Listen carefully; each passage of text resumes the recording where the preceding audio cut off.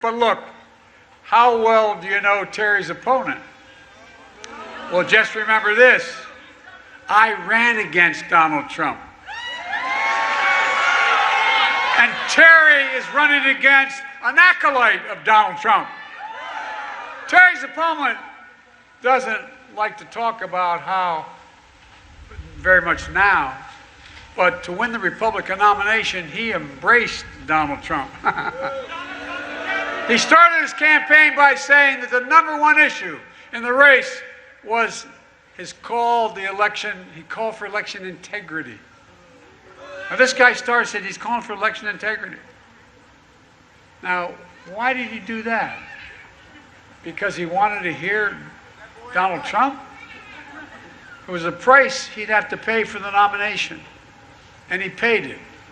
But now he doesn't want to talk about Trump anymore. Well, I do. Talk about an oxymoron, Donald Trump and election integrity. I can't believe he puts the word Trump and integrity in the same sentence. Look, he's done a lot of lousy things. But when my friend, General Colin Powell, died, his integrity, a man of incredible integrity, they certainly go together with Colin Powell and integrity, a decorated American hero, which is why the attack just leveled by Trump against General Powell was so offensive. I'd say it's unbelievable, but it's not. Trump did the same thing about John McCain. That's who Donald Trump is. All coming from a guy who invented the big lie, drove a mob of insurrectionists to breach the Capitol on the 6th of January, and to this day, he incites people all around the country. He said the people who attended his rally and then stormed the Capitol, quote, they were peaceful people. They were great people.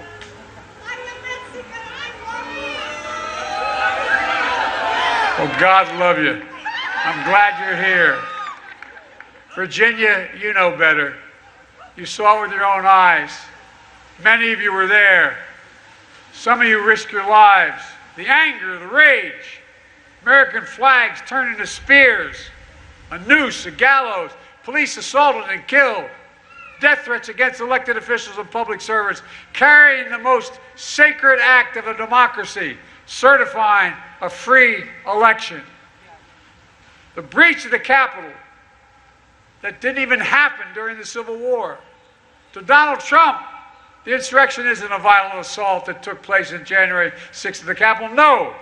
To Trump, the insurrection was the November 3rd election, when more Americans voted than had ever voted in all of our history.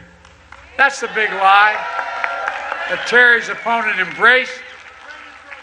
And it prompted the Washington Post to write something about Terry's opponent every Virginian should read before they vote.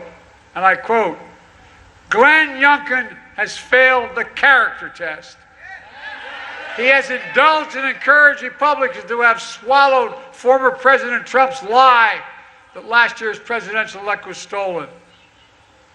Mr. Youngkin chose to dignify a fundamental fiction that is subverting our system rather than standing squarely for the truth. In doing so, he proved himself unfit for office, end of quote.